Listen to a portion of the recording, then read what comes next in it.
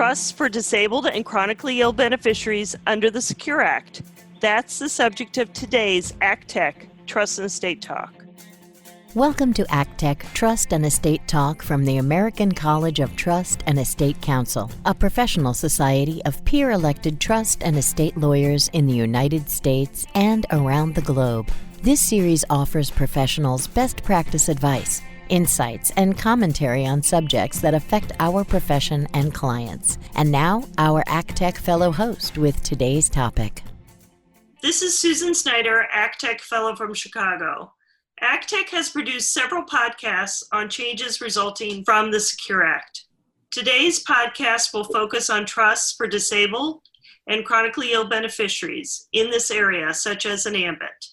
To tell us what an AMBT is, you'll be hearing today from ACTEC fellows Deb Tedford of Mystic, Connecticut, and Steve Tritton of Pasadena, California. Welcome, Deb and Steve. Thank you, Susan. We're delighted to be here. As background for trusts for disabled people, I'd first like to observe that there's been a whole history of Congress in the past 20 or 30 years treating disabled people with a great deal more respect and consideration than in the past. And that began with really the Americans with Disabilities Act in 1990, OBRA 93 or Special Needs Trusts in 1993, Qualified Disability Trusts in 2003, ABLE accounts, the Special Needs Fairness Act, and now in 2019, we have the Secure Act and AMBTs. So what is all of this and how is it relevant to retirement accounts? I'm first going to do a quick background in special needs trusts so that we know what it is we're starting from.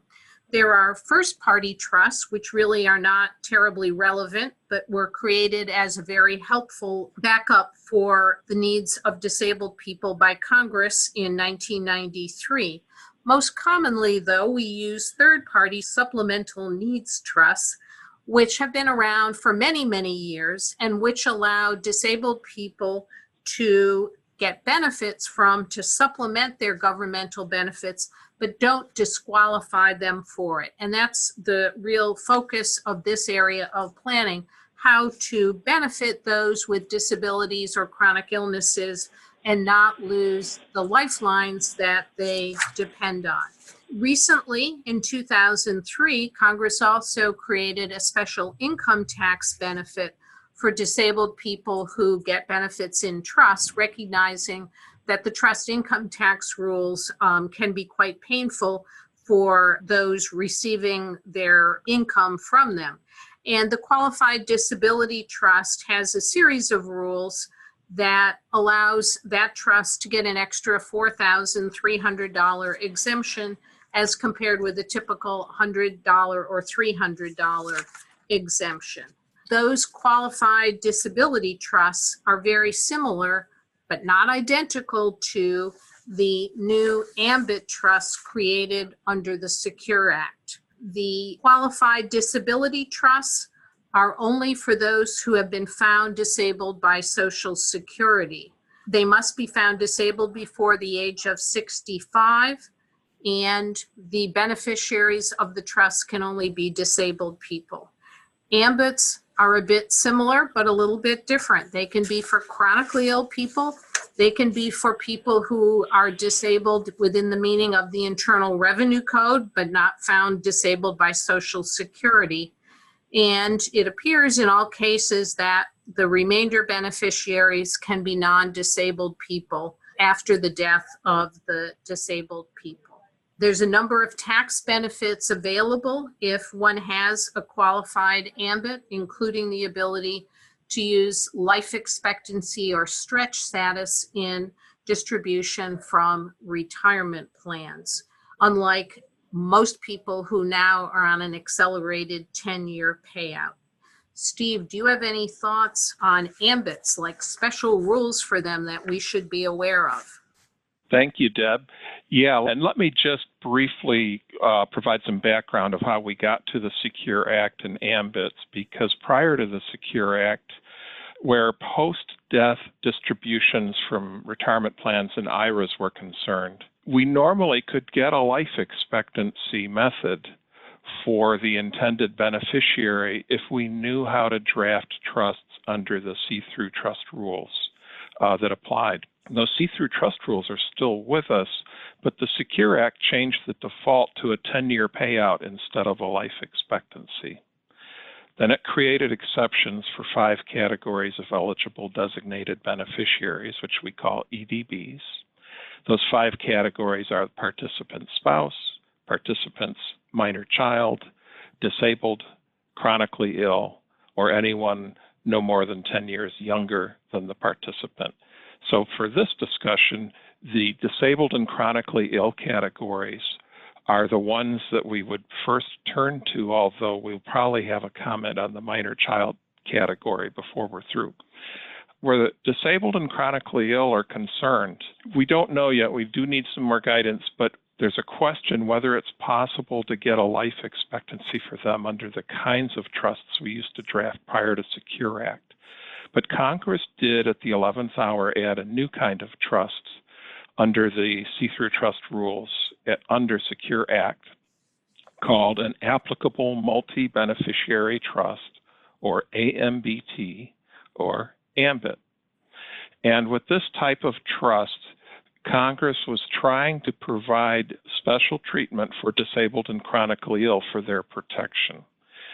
So the definition of, you can draft trust to have a number of different features, but it has to check a few boxes to qualify for AMBT status. The trust has to have more than one beneficiary. It has to be a see-through trust, and that means that all the beneficiaries have to be DBs, which is what we call a designated beneficiary under the regs who is an individual. And at least one of those beneficiaries has to be either a disabled or chronically ill EDB. By the way, the test for disabled chronic EDB is so similar to qualifying for Social Security disability that for this discussion, you can assume it's the same. If the trust checks all of those boxes, it is an AMBT, and it will be allowed to use the life expectancy method.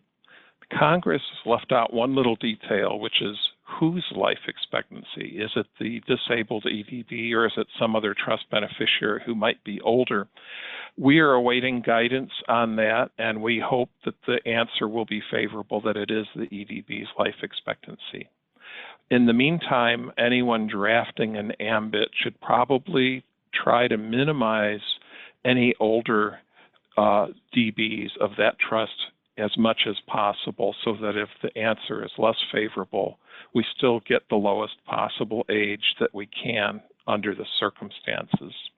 One other rule under AMBTs that is very intriguing is it looks like one AMBT could be designated, which then splits immediately on the decedent's death into separate trusts for each of the current beneficiaries. So for example, if I had 3 children, I could designate an AMBT that will then split into 3 trusts for the 3 children. Well, what's so special about that? The trustee of that AMBT that I've designated could decide how much of the plan goes to each of the different children. So that flexibility could be very appealing.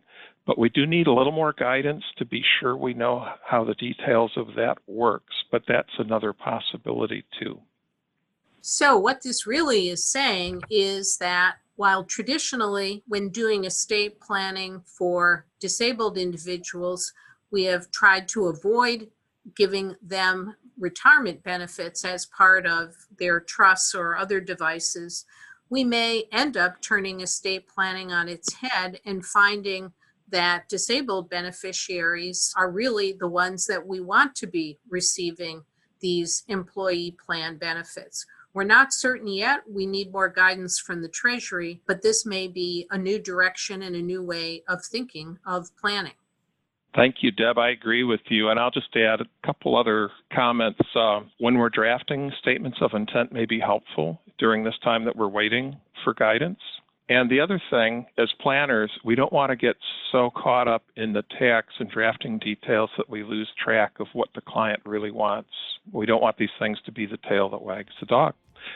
I hope this discussion was helpful, And Deb and I both wish you the best of luck, and thank you for being with us today. Thank you, Steve and Deb, for educating us on AMBTs and the Secure Act. Thank you for listening to this episode of ACTEC Trust and Estate Talk, the podcast series about wealth planning matters from the American College of Trust and Estate Counsel. To find an ACTEC lawyer near you, visit actec.org. Please subscribe to this series and leave us a rating or a review. Follow us on Facebook and Twitter at ACTEC Talk.